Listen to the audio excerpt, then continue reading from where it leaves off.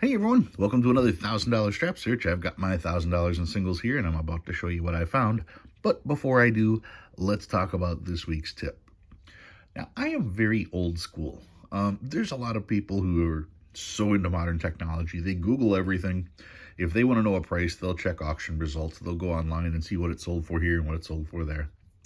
I'm not a fan of that way of determining value, simply because with all the "that's not an error" videos that I do, I don't really trust what I see online.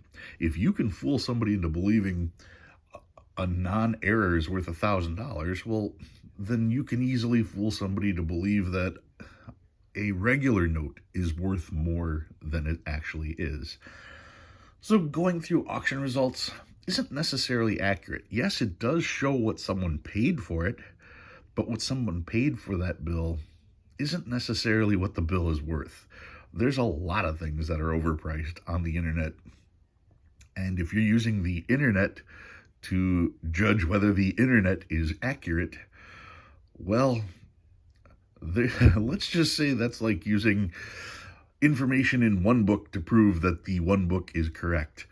You need outside sources. You need multiple sources to prove anything is correct. So when it comes to that, I always want to make sure that not only do I look at the internet, but I want to have some type of guidebook. And when I've got a guidebook, now I've got something in black and white. Now, here's the difference between having an actual guidebook versus going on the internet. Anybody can put anything on the internet. In order to get a book published, there's this guy called an editor. They have to fact check stuff. They can't just put it out there, because if they put it out there and they're wrong, they can be sued. Amazing how that works. So if someone puts a book together, there has to be some verifying process. At the very least, you can say that you got your price from this source. You are quoting an exact source. Versus quoting what some schmuck paid for something he knows nothing about. Yeah, you could get $500 for it, but it's only worth $20. If you can con somebody into paying $500, good for you, but it's only worth $20. See? Anyway, that's why I've got this book here that I'm using today. This is Obsolete Paper Money. Is the book expensive? Yes. The book's out of print, so it's very difficult to find. If you can find it, it'll run about $70 or so. And the thing is that the guy who put it together, Don Kelly, very reputable. He put together this book. It's a full color book. It's got examples. It's got prices. Now, even if the prices are outdated, keep in mind that at one time those prices were correct. So if you see a note for $25 versus a note for $500, you can tell which one is worth a couple bucks versus which one is worth a lot of money. Having a guidebook will give you that information. Now, most of the notes in there are $30 to $70 in that range, but there are notes worth hundreds of dollars. Even so, if you find a note at a show and the person who owns the note at the show has no idea of the value, they can sell it to you for $5. And lo and behold, you pull out your book and you realize that's actually worth $100. See how that one note out of a book containing tens of thousands of notes, you buy one note and that covers the cost of the book itself? I don't think the internet's going to be able to do that for you, because even if you see it online, your first thought is going to be, well, is that right? That's why I get the books. That's why I consider myself old school when it comes to values. All right, let's get these out of the way and take a look at what I found this week. Found a Where's George. I always track my Where's George notes. I get emails about, once every week or so telling me where my stuff has been. This one was cut off center, okay? I don't normally pull these. This one was a little more drastic than I'm used to seeing, but it gave me a shot to actually talk about these.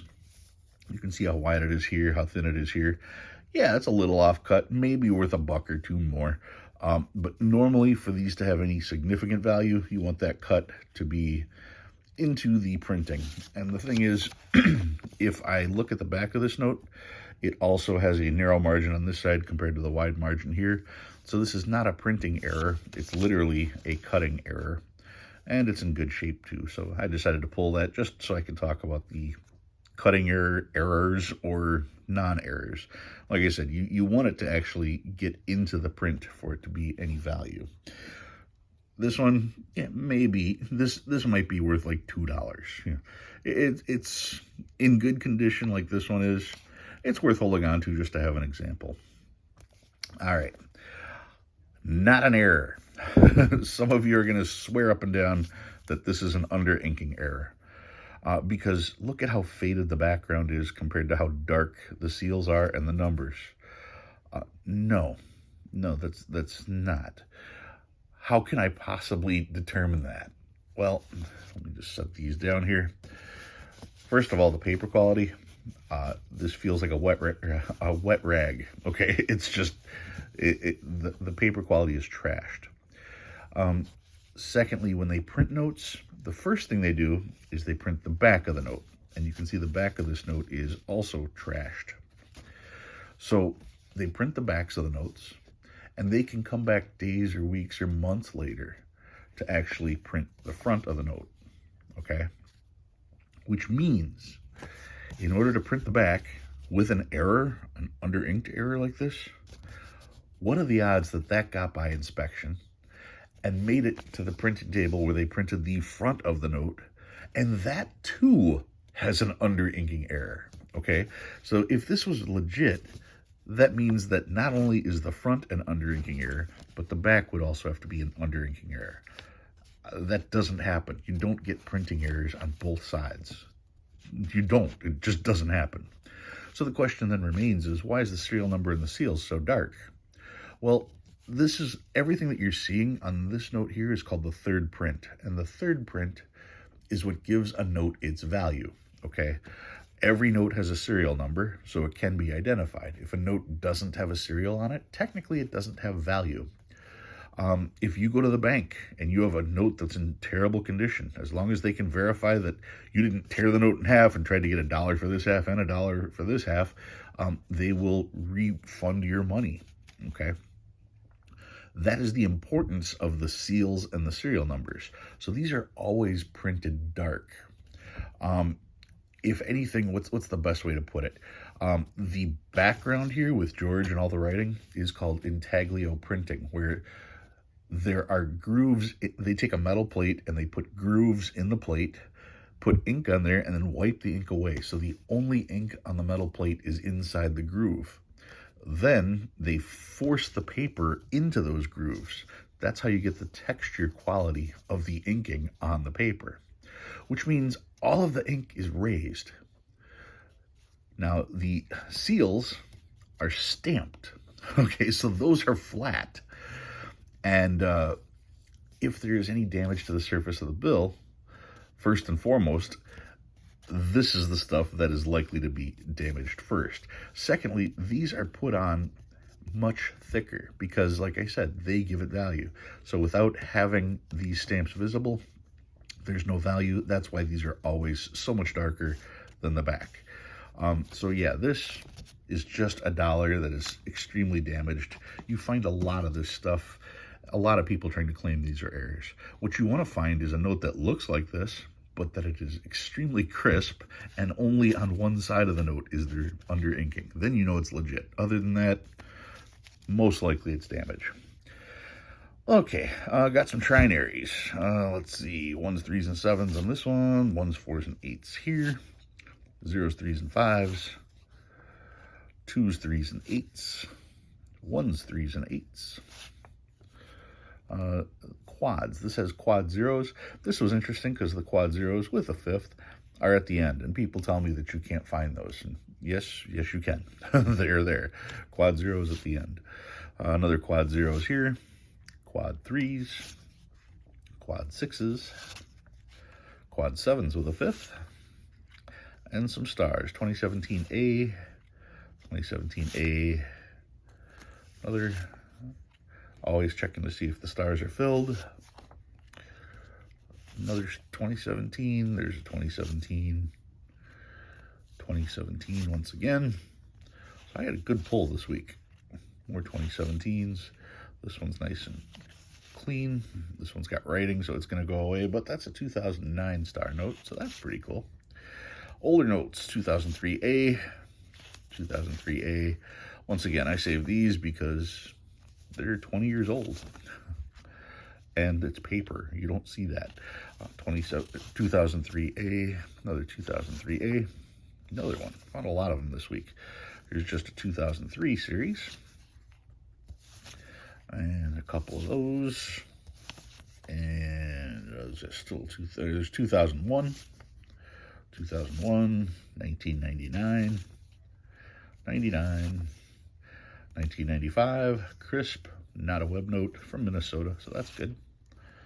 Another 95, also not a web note, and the oldest note is from 1988A, a crisp Dallas $1 note. All right, so that's what I found this week. What did I bring out? Well, this week I brought out a very unique denomination. Check this out. This is from the Manual Labor Bank. Capital, it is 6 1/4 cents.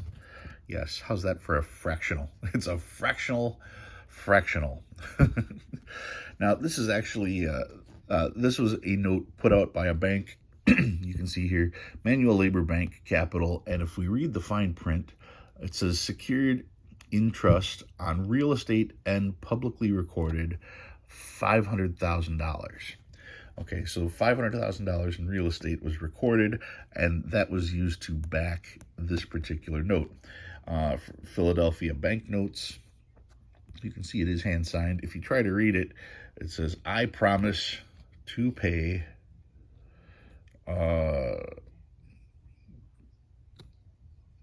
in Philadelphia banknotes to," and then there's a signature. Let's see, on or what is that? I can barely make that out. It looks like 1 day after. I can't make that one out, but in 1 day after, 6 1/4 cents. Let's see, Manual Labor Banking House. And then they get specific with it. On the northeast corner of 2nd and Race Streets in Philadelphia. And the date here is June, I think that's June 2nd, and that's 1887. You can see the 18 just barely here right by the crease, and then it looks like it says 37, but it's 87. And then once again, signed 2 other signatures that are on this particular note. Looking at the back of the note, there's nothing on there, but that lets you see the amount of damage. And that's another good point. When you've got a one-sided note, take a look at the back, because that will give you a much better idea of what it looks like. Whereas on the front, your eye is very distracted by all the writing on it. It does have a little clip there. I saw this, and I had to get it because it was such a unique denomination. 6 1/4 cents. 6 1/4 cents. Let's take a peek at what the book says. Once again, this is that Don Kelly book. And if I look, you can see here, Manual Labor Bank of Philadelphia. And this is a 5-cent note. And it says other fractionals, same values, which means in VG, you're talking 30, and very fine, you're talking 50. And you can look at this note and see that, yes, it is the same type of note. This one's just 5 cents. I want to zoom in there without focusing. You can see Manual Labor Bank, Capital, everything there matches. The only thing different would be the denomination. And so since it has the same values, I was able to find that in there. I thought I paid way too much for this because I had to have it, and I paid $29 at auction. And I thought, I don't care. Usually I try not to spend more than $20 when I don't know the price, but this one had just such a unique denomination, I had to have it. And turns out, no, I paid exactly what it's worth. It's worth $30, and I paid $29.95. All right, that's what I've got for you guys this week. If you learned anything new, go ahead and hit that like button. If you like what you see and you want to see more, please subscribe. Love reading all your comments. Guys, thanks for watching. I'll see you next time.